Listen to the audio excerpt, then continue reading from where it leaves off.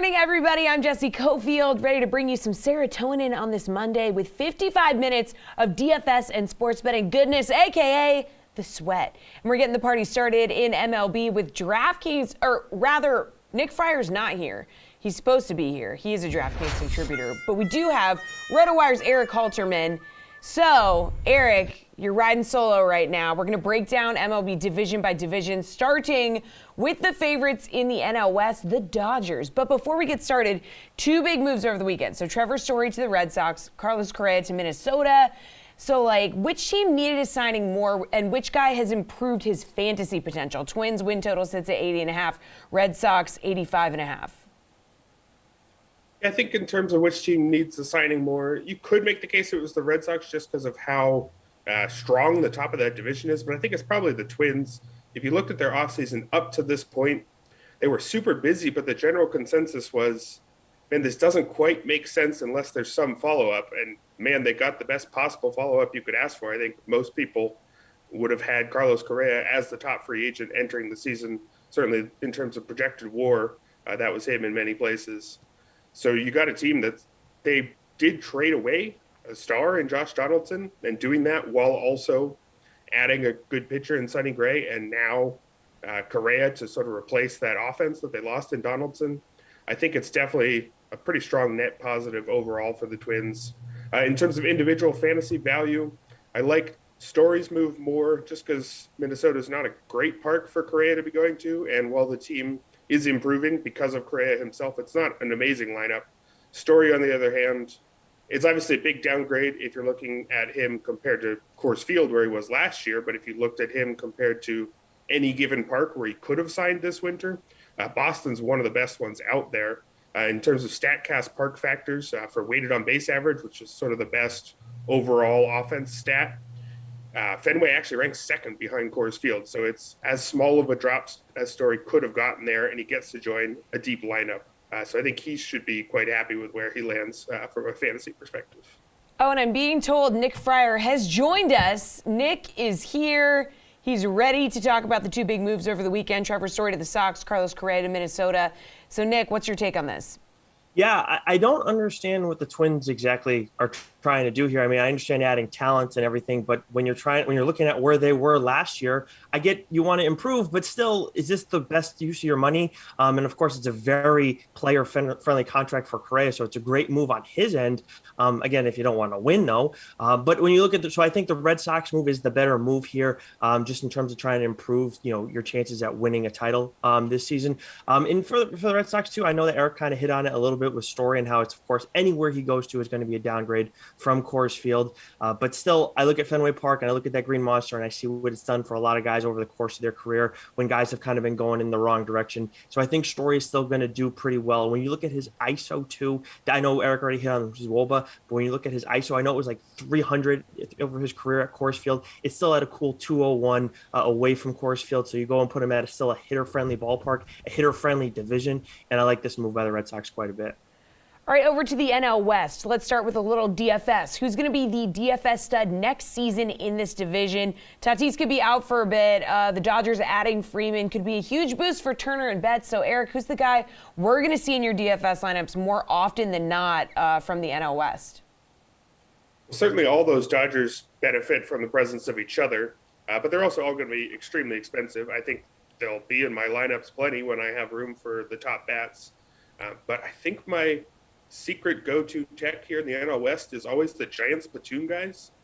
They're generally not very pricey, especially the guys who only come in against lefties. You'll see guys like Darren Ruff coming in as one of the cheaper first basemen, but when he's in the lineup, he produces on a very strong level. I also think Alex Cobb, the new signing for that Giants rotation, we saw what the Giants were able to do with basically every pitcher they signed. I think Cobb actually was better than his ERA last year, had some very nice peripherals. I think early in the season, if he's cheap, if people haven't caught on to the fact that he's actually quite good and the Giants are likely to make him better, I think early season I might be including Alex Cobb for almost all of his starts.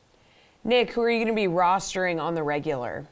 Yeah, I mean, I know Freddie Freeman's a guy who's going to be pretty popular early, but another guy we talk about questionable moves, Chris Bryant, of course, at Coors Field. I think this is a guy who's going to, putting anybody at Coors Field is going to help their home run numbers. But when you look at Kris Bryant and what he does with his swing, I know he's made some changes over the course of his career where he was, more deliberately trying to hit fly balls every single at bat.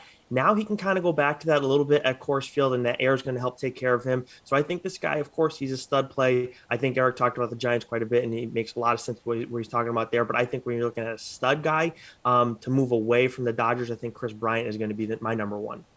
Okay, well, that's a great segue because Kris Bryant's home run total is sitting at 30.5 on the DK Sportsbook. So now that he's in Colorado, that could be a nice over to look at because, Coors Field, you just mentioned it, Nick. So is that a player future from the NL West that might be jumping out to you? Yeah, that's actually my favorite one from the division. I was looking at this the second. I would think anybody who's interested in sports betting in baseball was thinking the second that Kris Bryant signed with Coors Field, or even when the rumors started popping up, that's going to be a prop that you're going to have to look at for this season at 30.5. I love it because, yeah, he's gone over that a few times in his career and he's come up short on that a few times. But again, he's now at Coors Field and everybody gets a big boost when they go there. And this guy in particular, I like a lot just because of his swing path. I know we talk more about the numbers here, but throughout the course of his career, he's been more of a fly ball guy. That's what he's deliberately tried to do. You put a guy like that in Coors Field, he's going to hit a lot of home runs. So even though he's come up short a few years, I think just being at Coors Field is going to help him easily get to 31 home runs this season. All right, Eric, player futures from the NL West that sort of jump out to you here. I want to touch on Bryant real quick. Surprisingly, most of the projections have him in the mid-20s for homers, with the highest being 29 among those projections available over at Fangraphs. I think the reason there is people often erroneously think that Coors Field is this home run paradise. It is very homer-friendly, but it's only fourth per StatCast. What actually happens is they move the fences so far back so that the homers don't completely take over the game, and then you get super high batting averages because all the singles and doubles fall in. So the projections don't love that Bryant one, even though definitely the logic makes some sense to me. As far as some of my favorite NL West bets here, some maybe sad ones. I think Manny Machado under 104.5. That's 104.5 RBI, sorry. That's a number that's above all the projections there, I believe. And he's not going to have Fernando Tatis Jr. hitting in front of him for the early part of the season. He obviously is talented enough to get to that number. He's gotten to it in the past. But generally only about 10 guys get there. And I think if he's lost a bat as strong as Fernando Tatis in front of him, I think the under is the way to go. All right, Dodgers have the highest win total in the majors at 96.5. Padres next in the West at 88.5. Giants way down at 85.5 from their 107 win total from just last year. Now, Rockies and Diamondbacks expected to finish at the bottom of the division, 69.5 and 66.5 wins each. So, Eric, which team's win total are you looking to bet on right now? That is a mouthful. Yeah, we got several of the strongest teams in the league in this division, so I'm going to give the people what they want and talk about the Rockies and Diamondbacks here. I think, according to both Fangraphs projected standings and baseball prospectuses, those two are flipped. Both of those sites view the Rockies as among the worst teams in the league. They're the second worst on Fangraphs, fourth worst on Baseball Prospectus. Even after the Kris Bryant signing, there's just not a lot there. Those sites are projecting 66, 67 wins for the Rockies. So that 69.5 seems a bit high. Whereas the Diamondbacks, they were awful last year at just 52 wins. But I think you could make the case that they were just a normal bad team that really underachieved. And that baseline talent of not a good team again, but a normal bad team should be able to get more than 66.5. I believe Fangraphs has them for 69. And Baseball Prospectus has them all the way up at 73. All right, Nick, let's see if I can say this. Which team's win total are you looking to bet on now? Yeah, so I mean, Eric kind of already hit on the bottom tier teams in this division, but I do want to touch on the Diamondbacks. I actually think the under for them is the way to go this year. Of course, they went under that this past year. I mean, you're right that this is a normal bad team maybe, but still, this is one of the best divisions in baseball, if not the best division, and I still think very highly of the Giants.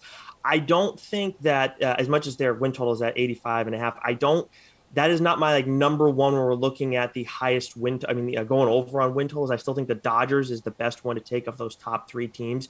But still, I think you look at those three teams that you have in the same division. I can't see the Diamondbacks, and honestly, I'd be surprised if the Rockies hit the over on this one too. But I think the Diamondbacks going under and the Dodgers going over their respective win totals is the way to go. All right, Dodgers, speaking of, heavy favorites at minus 205 for the division. So are you looking at a more enticing number from one of the other teams, maybe? Like, we did think the Dodgers would run away last year, and the Giants had an incredible regular season. So who's the division bet in the West, Nick? So looking at that number to minus 205, I don't want to go necessarily back to Dodgers. And I generally just don't want to go back to Dodgers anyways. The Padres are not a team that I want to back in this situation. The Giants would be the only one that I would be comfortable doing it with, on top of it being, plus 550 right now on DraftKings Sportsbook. I just think that the Giants are perpetually underrated. I understand what the Dodgers are doing. I understand the lineup that they have. I still feel more comfortable at them hitting the over on their win total than the Giants. But if we're talking about value and talking about this team, surprise team, all those things, I think the Giants are the way to go for betting on the division. Eric, Dodgers, they're now minus 220 favorites.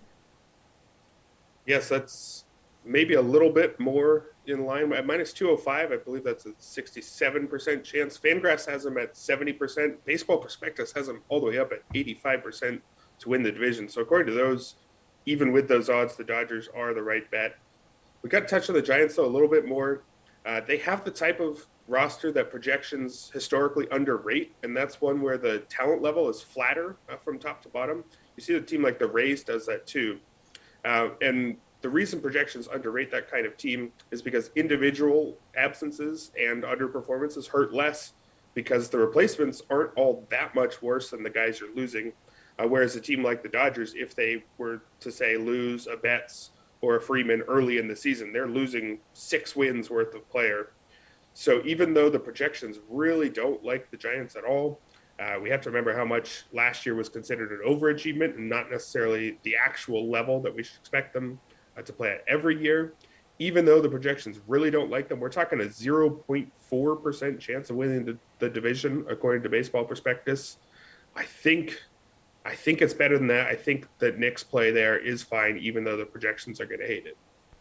All right, thank you, baseball dudes. We are on to the NFL after this break.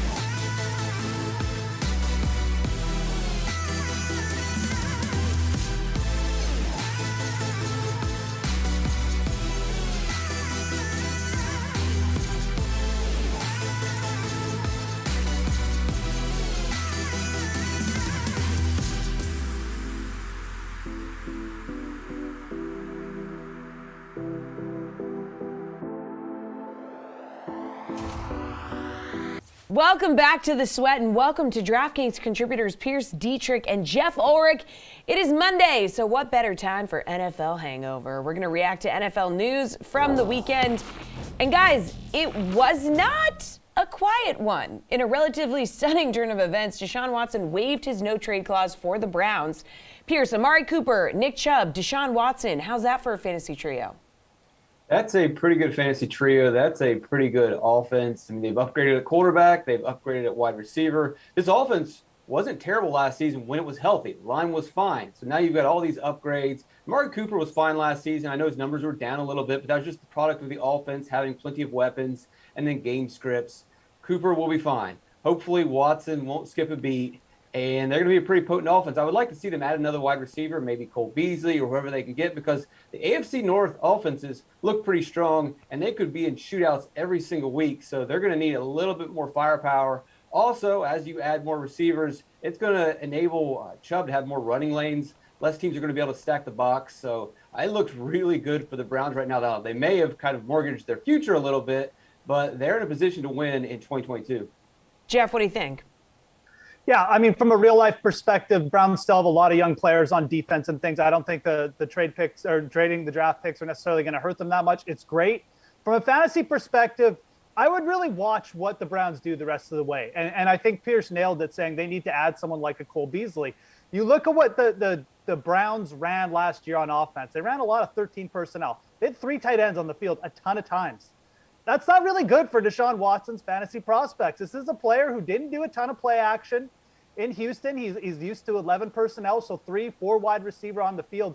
Cleveland just does not do that, or they didn't do that last year. So if you're expecting Deshaun Watson to just come in, fling the ball 40 times again, put up monster yardage, it may not happen right off the bat. I'm not saying it's not going to be successful. They can tailor the offense to him. RPOs are going to be a thing. They do have David Njoku there, who I think is a very interesting prospect right now. He's managed to stay on the roster despite demanding a trade, but he might be their best receiver outside of Amari Cooper right now. Cooper's a great deep ball catcher as well. He had great deep ball stats last year. He's had them his whole career. So if he stays healthy, I think he's going to be an absolute stud. But that Cleveland roster, a little thin at wide receiver. And like I said, Deshaun Watson's history, he's more used to these 3 wide receiver personnels. Watch what Cleveland does. If they do sign some more wide receivers, it's going to be even better news for Deshaun Watson. Okay, how about the compensation for the Texans? 3 first-round picks. So, Jeff, given that, I mean, how quickly can the Texans rebuild, and is that a fair price for the Browns? I mean, I don't know if you could ever get a fair price for a quarterback like Deshaun Watson. Some people will say, well, it's way too much. Some people will say you can't ever pay enough for a quarterback. So I think it's absolutely fine. 3 first-round picks. I don't know really what else you could get this day and age. I think that's the max. And as far as them rebuilding, yes, Texans, it's the NFL. You can rebuild in a year. Look at what the Cincinnati Bengals did. Excuse me. This team wasn't even favored to finish above 4th in their division, and they went to the Super Bowl. All it takes is a couple good draft picks, a stable coach, and all of a sudden you're on your way. Let's not forget they're in the AFC South. They've got a new head coach in Lovie Smith, who's got plenty of winning records under his belt. This is a guy who took Rex Grossman to the Super Bowl, Jesse. Yes, they can turn it around very quickly. They just got to grab a few pieces on defense, get some run blockers in there. Davis Mills may have been one of the best rookie quarterbacks last year, so he's not terrible. It probably won't happen next year for the Texans, but they're probably going to be competitive a lot sooner than people think. Pierce, you mentioned that you felt like the Browns might have been mortgaging their future with all those picks. Yeah, it's a great steal here for the Texans, but I disagree that they're a few pieces away. They're a lot of pieces away. This is not the coaching staff that they initially wanted to hire. So they need a new coaching staff. They need an offensive line. They need a quarterback. They need receivers.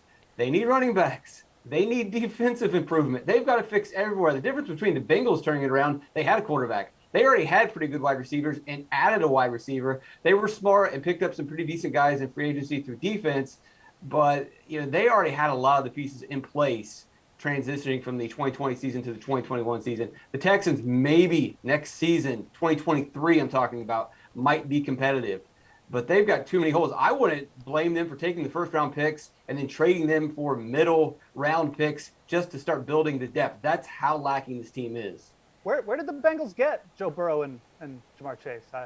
The draft. Just, okay. Oh, noted, Jeff. All right, down in Tennessee, the Titans release Julio Jones, trade for Robert Woods. Pierce, the Titans offense struggled to stay healthy last year, so is Woods a crucial piece to make it work if Henry and Brown miss any games, or is Woods for Jones basically an even swap here? Woods struggled to stay healthy himself. Is this Josh Reynolds 2.0? He went from the Rams to the Titans and then never even saw the field. Woods is better than Reynolds, but Julio Jones wasn't complete garbage when he rolled into Tennessee. People had really high expectations for him. And I think people still have expectations for Julio Jones moving forward. I think it's this offense, and I'm never going to miss an opportunity to clown on the Titans offense, but it's not very good. And I don't think Woods is going to help all that much. Derrick Henry is 1 year older. You got another injury to add onto the list. The offensive line was erratic last season. It wasn't as reliable as it has been in previous seasons. Tannehill was classic Tannehill. It's not going to change. The team wins in spite of him, not because of him. You can add Woods. You can add a top-tier wide receiver. I mean, Corey Davis was on this team, and he did nothing for them. A.J. Brown's great. He is awesome. But that's about the only positive I can say about the Titans' offense. All right, Jeff, how do we feel about this? Oh, it's kind of, yeah. I mean, I do think at this point in their careers, let's assume Robert Woods is going to come back healthy from this ACL, first of all, which is a big if. At this point in their careers, Robert Woods probably gives you a little bit more stability than Julio Jones, who just, when he had it, he still had it, but he rarely had it because he's just so banged up at this point. The soft tissue injuries are just demolishing his career late here. So I think Robert Woods is kind of like a more stable upgrade for them. I like the signing, but Pierce is right. I mean, like this is a run-first offense. It's an offense under Mike Vrabel, who is just going to run the ball if Derrick Henry is on the field. And I'm not really sure it matters that much who the wide receiver 2 is.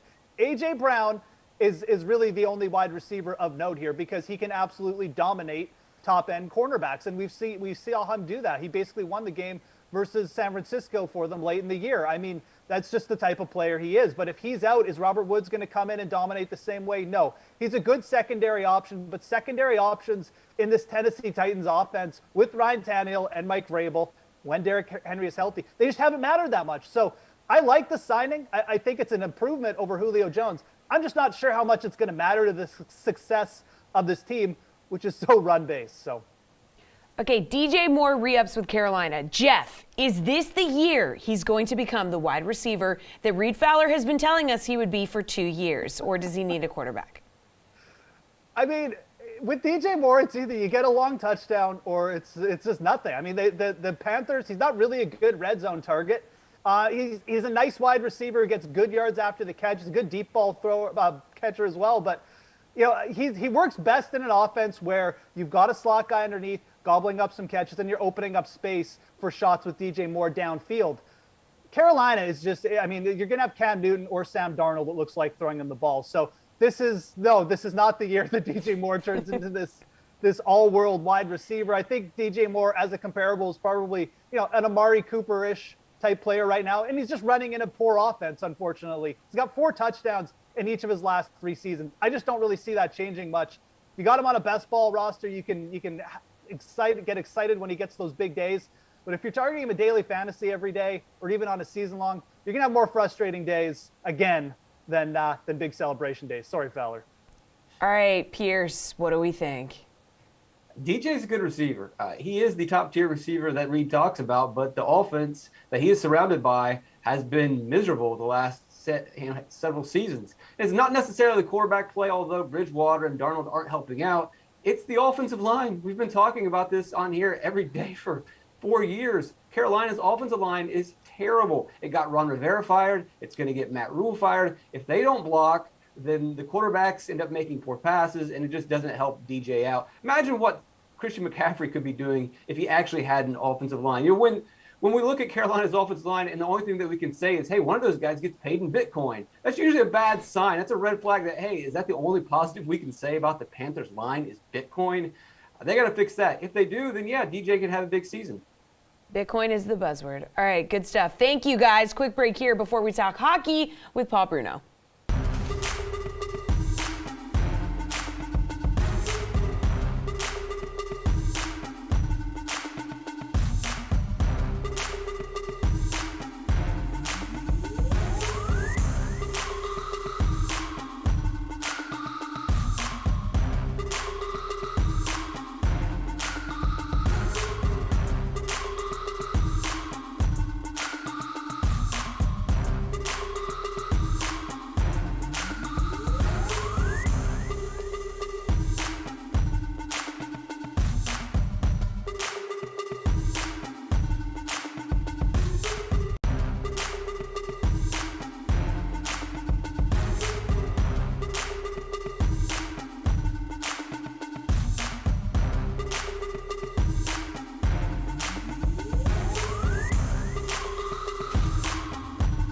All right, we got a 4-game slate in the NHL tonight. RotoWire's Paul Bruno is here to help us make sense of it. But before we get to tonight's slate, Paul, let's break down a few deals that happened this weekend. The Panthers were big movers, getting Giroux and Ben Sherratt earlier last week. So Bruins and Maple Leafs also deal for some help on the blue line. And some breaking news, reports are saying Marc-Andre Fleury, and it's confirmed now, is heading to Minnesota. So which team has improved the most so far? Well, you got to like the ad for Minnesota. Their goaltending was a little bit of a disappointment most recently, but now he'll be partnered with Cam Talbot in one of the best tandems in the league. But you have to think that not only did Florida upgrade, but all the teams in the Atlantic Division that are going to the playoffs certainly did. When you consider the two-time champs in Tampa trading to get Nick Paul and Brandon Hagel to augment their forward lines, that's going to be 4 solid lines that they'll be able to roll out. Boston answered a big hole on their defense. They get Hampus Lindholm, and they turned around and signed him to an 8-year extension. So that tells you how valuable they expect him to be there. And then closer to home for me, the Maple Leafs added local guy Mark Giordano and Colin Blackwell, filling in 2 needs, one big one on the blue line, but also a depth forward to help their bottom 6. This Blackwell guy is a real pest, and I like those guys when they're on my team. Okay, so Paul, which team needs to make a move today to either keep pace or pull ahead of the pack? Well, I highlighted one division that's making moves. Another one's not made too many as a whole. When you look at the contenders in the Metro Division, none of the 4 teams has made any kind of a big splash. And you got to think Carolina's got to be one of the teams that has to do something. They're reeling right now, having lost 4 in a row, and their first place standing in the division is up for grabs when you consider there's only 8 points that separate 1 to 4 in that division. So I'm expecting that some noise to come from the 4 teams that are vying for those playoff spots right now. Okay, on to tonight's slate, Paul. Who's your favorite DFS center tonight? Well, you can make the case for McKinnon. He's got a great matchup against a weak defensive system that Edmonton rolls out, and he's on fire right now. 7 goals, 16 points, 49 shots on goal, which is leader of the pack in the NHL this past week. And he's opposing McDavid and Draisaitl, who cost $9,000 and $8,400 respectively. I expect a lot of goals in this game, but I prefer to save a little money and pick a guy like a Nazem Kadri from the same game, priced at only $6,700. He's produced 8 points and 26 shots on goal. That's a little down from what he's been doing all season long. He struggled a bit, but I think this is a real nice matchup for him to get off the schneid a little bit. I also like, among the other games, Nick Suzuki versus a Boston team that's going to be without Patrice Bergeron tonight. He's going to cost $5,400. He's got 13 points and 31 shots in his last 10 games as the Habs are really rolling. And then finally, Ryan Hartman, centering one of the top lines in Minnesota for only $5,700. He gets a great matchup against a really banged-up Vegas club that's riddled with injuries right now. He's produced 9 points and 31 shots on goal in his last 10 games, averaging 12.5 DK points per night in that stretch. All right, let's move on to the wing. Kaprizov, by far the most expensive guy there at $8,000.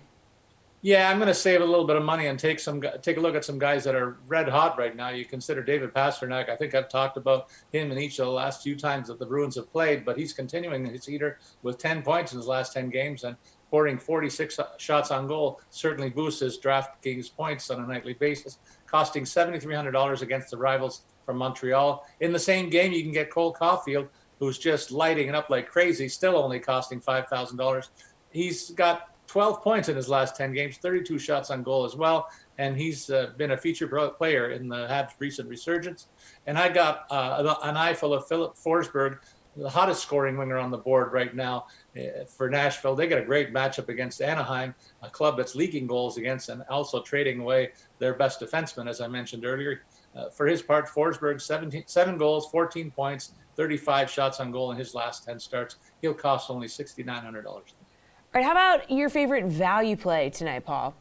Well, there's usually a bunch of, it's fun trying to hunt down some of the guys that have great opportunity. I come up with 3 guys, and one of them is Zach Hyman from the Oilers. He's got only 6 points in his last 10 games, but I like the fact that he's pouring a lot of shots on goal. He has 41 in his last 10 games. He gets left wing on the second line against Colorado tonight. I think that could be a real shootout. He only costs $4,800. Similarly, I also like Kylie Yamamoto of the Oilers. He's played very well in the last 5 games, producing 7 points, still costing only $3,800, playing right wing on the top line there beside McDavid, a primo location for him. Great value. And then also back to Nashville. They got a great matchup against Anaheim, as I suggested, and one of their top pivots Ryan Johansson is on a good streak, 9 points in his last 10 games. That'll only cost you $4,100. All right, on the DK Sportsbook, Paul, favorite money line or puck line bet?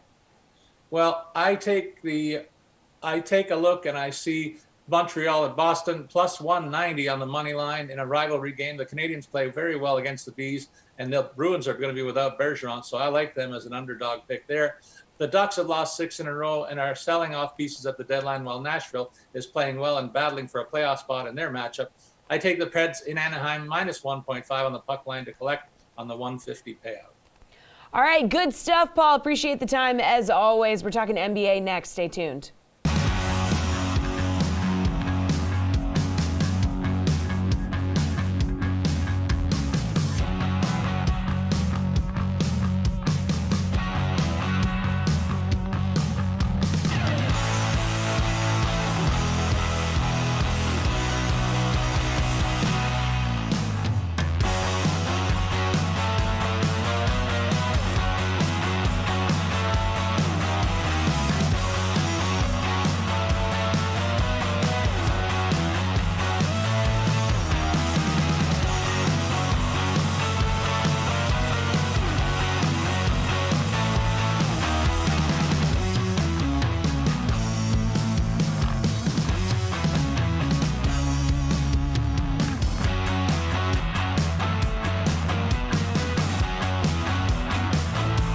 We've got a 9-game NBA slate coming our way tonight, so it is time for NBA Building Blocks with DraftKings contributors Matt Meiselman and Jeff Pratt. So, best DFS plays for tonight's 9-game slate. I want to know, Matt, can you build your lineup around a value play? Yeah, I'm not entirely sure who it's going to be yet. I know that Chris Dunn with Portland is going to be a pretty popular pick tonight with the $3,800 price tag. He's been playing a lot of minutes, but I think in this game, we could find out pretty soon that Josh Hart is resting. The Blazers just played yesterday, and Hart is really the only veteran on this team at this point.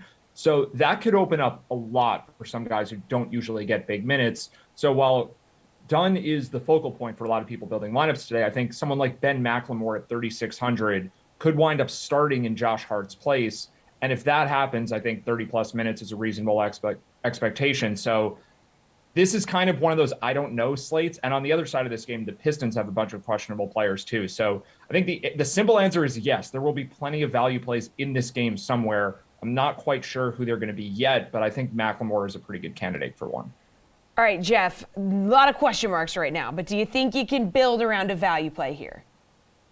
Yeah, like Matt, I had Chris Dunn and Ben McLemore on my list, so I'm going to pivot to Denny Avdija at 4,400. Avdija has been consistently productive as of late, scoring 24-plus DK fantasy points in 3 of his last 4 games, including a pair of 30-plus fantasy point outings. A major name to keep an eye on for this one is Kyle Kuzma, who has sort of revived his career in Washington this season. He missed the Wizards' last game, and Avdija saw a 23.6% usage rate. As a result, Kuzma is questionable for this one, and if he's unable to suit up due to knee tendonitis, Avdija should see an expanded offensive role once again. I still like him if Kuzma plays at this price, mostly due to the fact that Houston ranks 29th in fantasy points allowed to wings, but he's a must-play if Kuzma sits. All right, so if you're building around a value play, you might have some money to work with. Any chance with guards you're trying to slide in? Doncic, Jeff, he's going to be $12,000, $2,000 more than the next most expensive guy. I'm not rolling with Luka. I'm not paying all the way up at guard tonight. I love Darius Garland at 9,300 though against the Lakers. I'm just picking on the Lakers as of late. I chose Pascal Siakam as my favorite big on Friday and now Garland, but can you really blame me? LA ranks dead last in the league in DK fantasy points allowed to guards and 27th in defensive rating over their last 10 games. They also rank 6th in pace and 3rd in turnovers, which is just a recipe for disaster for the Lakers and more opportunities for Garland as a result. Speaking of Garland, he's racked up 47-plus DK fantasy points in 3 of his last 4 games. I expect him to stay hot tonight. All right, favorite guard, what do we think? I'll go with Luka. I think it's a good call. Yes. Doncic has not played a ton of minutes the last couple games.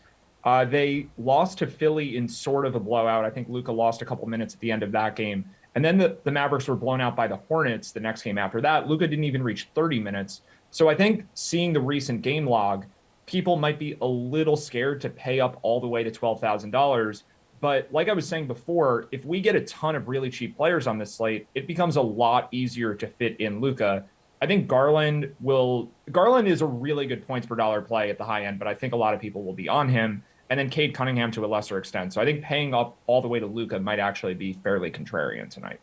All right, Matt, how about when you're looking at this slate, which forward do you like? Yeah, I'm going to go right back to this Portland-Detroit game, which for meaningful basketball purposes is just a totally irrelevant basketball game. But for DFS, this is just massive. Like the whole slate, I think, kind of hinges on this game. So I'll go Saddiq Bey, $7,100. I think people will be interested in him for obvious reasons. He just scored 50 points the other night. Cunningham was out of that game, but even with Cunningham back, we have Jeremy Grant not playing. We have potentially Kelly Olynyk not playing and a few others on Detroit. They're a pretty shorthanded team right now. And yes, Bey is probably a little overvalued coming off what is just a totally unexpected 51-point performance. But 7,100 is probably just way too cheap for him for, one, the usage that he gets with Grant out of the lineup, and then two, the matchup with the Blazers, who I think, especially if you take Josh Hart off the court, there couldn't be a better opponent to be facing right now. So I think Bey is in a really good spot, and the price is a little bit too low. All right, Jeff, which forward do you think is in a really good spot?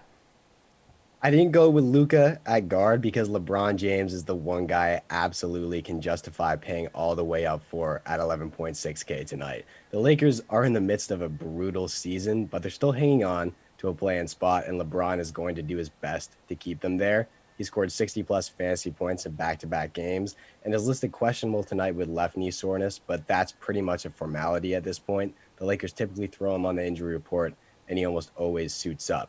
But the number one reason I'm so high on LeBron tonight, the Lakers are traveling to Cleveland. We know how much the city of Cleveland means to LeBron. There's no chance he doesn't put on a show for that crowd tonight. All right, Jeff, looking at centers, who are you going with? I like the idea of saving some money and rolling with Jackson Hayes at 5,400. He's racked up 30-plus DK fantasy points in 3 of his last 4 games, and he scored double-digit points in 5 straight contests. Hayes has carved out a solid role for himself as the Pelicans fight for a play-in spot, playing 22-plus minutes in 10 of his last 11 games, including 37 minutes last night. Charlotte ranks 25th in DK fantasy points allowed to big men, and they really get up and down the floor, ranking 3rd in pace this season. Hayes is a rim-roaming big that thrives in high-paced situations, so I think he should stay hot tonight. All right, Matt, are you going to pay up for center? Sort of. Well, I think that this could end up being a slate where most people pay down for center. I certainly don't want to do that with DeAndre Jordan if Joel Embiid ends up sitting. So I'm staying away from that one as far as possible because DeAndre Jordan is just one of the worst centers in the league right now. And even though he's really cheap, I want to look elsewhere. So I like where Jeff's looking with the Wizards situation. I'll go with Kristaps Porzingis in the $7,000 range. I think if Kuzma's out, and we saw this the other night, Porzingis had a really big game against the Lakers.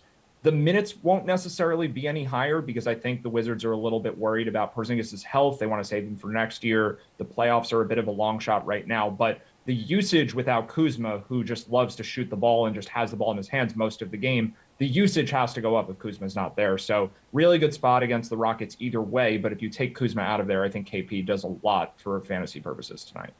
All right, thank you, NBA dudes. Appreciate the time, as always. Talking PGA Tour with Jeff Ulrich. Stay tuned.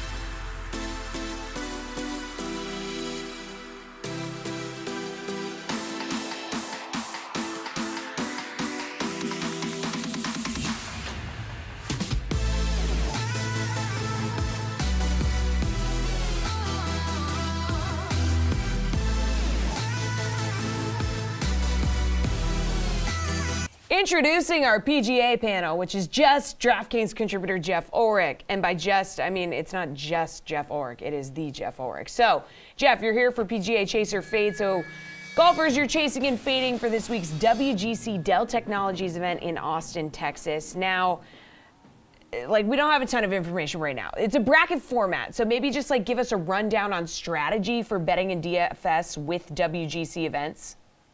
Yeah, absolutely. I mean, first of all, I think Just Jeff would have been a great addition to like the TGIF TV lineup back in the day, back in the 90s. But we're talking the bracket format for the WGC match play here. Look, for DFS purposes, we're going to have a lot of big contests like we do for daily fantasy golf on DraftKings every year. The biggest thing here is you need to make sure your lineup is live. And by live, I mean you've got a chance to get 4 players live in the semifinals. So if you got 5 players on one side of the bracket and 1 on the other side, that's not good. You want to balance it. You want to look at the bracket before you make your lineups this week, people. And you want to make sure you've got them spaced out so that you at least have a chance of having 4 golfers meet in the semifinals. That is one of the biggest things this week. If you can just make lineups that are optimal like that, you're going to have a slight edge on the field. Now, picking golfers and who's going to win, that's the hard part. But make sure you give yourself a chance. That's the biggest thing for daily fantasy purposes. As far as betting goes, look, I mean, it's kind of the same thing. You don't want to be betting 4 players in the same bracket for the outright, but also keep in mind, this event has seen a lot of long shots in the top 4 and even in the finals match. So don't be afraid to take some shots on guys, at big +4 or big top 4 odds, because there's plenty of them available on the DraftKings Sportsbook this week as well. Yeah, like lots of options for the DK Sportsbook, just like the NCAA tournament. So what are some of the bets that you like to look at? And like, is this event fun? Because you don't need to wait 4 days for a winner. You can go match by match, group by group. Look, it's a ton of fun. I mean, it's essentially a mini college basketball bracket, but with golf. And golf is an amazing sport for betting. So, you can wake up Wednesday. You don't even need to bet the outright market because you can bet the groups. All the groups are going to have odds attached to them. There's going to be favorites and long shots in each group available. And like I said, look, Jesse, we had 1 top 10 player reach the quarterfinals last year. 1. Everyone else was like a 20 seed or bigger. So the underdogs here are all extremely live. This is a 4-day event with the Masters coming up in 2 weeks. The top players here, obviously they want to win, but they've been playing a lot of golf over in Florida and in the West Coast, tough courses. They come here. If they start poorly, they're not immune to just ejecting and saying, we'll see you 2 weeks in Augusta. That's where they give out the big trophy. So lots of room for some great underdog bets this week. Again, you're also going to be able to bet match by match on the DraftKings Sportsbook. So if you think a guy is putting well, playing well, coming in hot, or maybe one of those big players I mentioned has already ejected himself mentally, you can bet against him. It's definitely an event where you don't need to just splurge in the outright market. You should be saving some of your units to be splurging on the matches or in the group play as well. All right, so which players do you look at who have a good match play history, just like looking at the player pool? Yeah, so, I mean, and I mentioned this, like, I don't think that looking at match play history is a poor idea, but this is a unique event. Again, it comes in the middle of the season. Some players are going to come in here a little bit more rested than others. Again, for the players lower down in the seedings, like 30th or bigger, this is a huge event because if they get to the quarterfinals, this can make their year. This can boost them into the top 50. This can get them more major appearances. So it's a bigger event for them. So I wouldn't stress too much about the match play records necessarily of some of these players. I'd look more at recent form. But if you are going to look at match play, look more at the match play records for this event. Have guys done well? Have they come here and really competed, especially players lower down in the standings? A guy like Bryant Hartman just comes to mind. He seems to always compete here. He's really done well in the group stages. He reached the quarterfinals last year. So a player like that who's always competitive, he's not necessarily one of the top players. It's an important event for a guy like Bryant Hartman. I think you put more emphasis on the match play record for those players. A lot of these top players are going to have good Ryder Cup records because they're good players. A guy like Dustin Johnson or Justin Thomas, obviously they're going to have good match play records, especially in the Ryder Cup. But how much does it really mean this week? I don't think it means that much. So I wouldn't put too much emphasis on the match play records specifically. I would do it for this event specifically for the players lower down in the standings. You want players who have been comfortable here, like this course, and come in here, have been competitive. That's where you should be looking in the match play records this week. Okay, let's talk about someone specific. Chase or fade Justin Thomas right now for a match play event. Plus 1,200 for Thomas to win. He finished T3 yesterday at the Valspar. Yeah, I mean, Justin Thomas is getting close. He was my pick to win last week, came up 1 shot short. is a little disappointing because he did put himself in a position to win, but everything seems to be clicking for him right now as well. His around the green game is a little bit better than some of these other top players. His approach game is still, top 5 in the world. Now he's coming to a shorter course in Austin where if his irons get hot, I mean, he can easily reel off 3-5 holes in a row for you, get you a ton of bonus points on the DraftKings Sportsbook as well. So, he's played a lot of golf lately. He played Sawgrass and then he played the Valspar. It's a little bit worrisome that maybe he just burns out here. But as far as form goes, I have to like him better than most of these top players. And we really haven't seen it much from Cantlay. Morikawa hasn't played well in a couple events now either. So I think Justin Thomas is probably where a lot of people are going to be leaning. I'm of the opinion that he's probably fine for DFS play in those big fields because he's going to have that blowout potential where he can win you 3 holes in a row and get you a bunch of bonuses. But as far as betting goes, I'm not going to bet anyone near those odds this week. Probably be starting at plus 3,000 or even bigger for me in the outright odds. All right, still waiting on the bracket, but, early odds to win are out. So who are you keeping an eye on to see how their group shakes out? Yeah, and I mean, again, I can't emphasize enough. I almost want nothing to do with the favorites here. I don't mind Justin Thomas. Will I be shocked if he reels off 5 matches in a row and ends up winning this thing? No. But at plus 1,200, are you getting any value there, especially for an event which, again, we saw one top 10 player reach the quarterfinals last year? Absolutely not. So I'm looking way down. I'm looking at guys I want to know which group a guy like Alex Noren is going to be in. He's played extremely well. He can get really hot with the putter. He's done well in this event before. He's won his group before as well. So he's a plus 6,000 right now in the DraftKings Sportsbook. I want to know where he's going to shake out. Does he have a weak leader, maybe someone who hasn't been playing well? Guy like Kevin Kisner, who's reached the finals here too. Patrick Reed, probably the most interesting to me, plus 6,500. Talk about guys that get hot with their short game and putter over 5 matches. And a guy in Patrick Reed who hasn't played well to start the year, but he's got a great match play record. He's got tons of motivation to get some points this week. A plus 6,500. Patrick Reed is a player I want to see where he ends up. Does he have a match maybe coming up with Jordan Spieth where he's going to get super pumped and maybe that'll pull him through the week? Yeah, I want to look at that. So I'm really focused on the bottom of the board here. Webb Simpson, a plus 8,000, another player. Played well last week. He can get hot with the putter. So those are the players I'm looking at. I'm not necessarily caring where the top players rank out because there's so much variance with this match play stuff. Again, some of these top players, they lose their first match, they're probably gone mentally at least to Augusta. So I'm looking at guys like Noren, Hartman, Reed, Webb Simpson. I don't know where these guys shake out because that's where the best value is right now in the outright market. All right, Jeff, appreciate the time. As always, thank you for carrying the golf panel. We'll talk to you more about this as the week continues. That was just Jeff, everybody. One more block to go here on The Sweat. We're talking college basketball with Colin Sherwin next.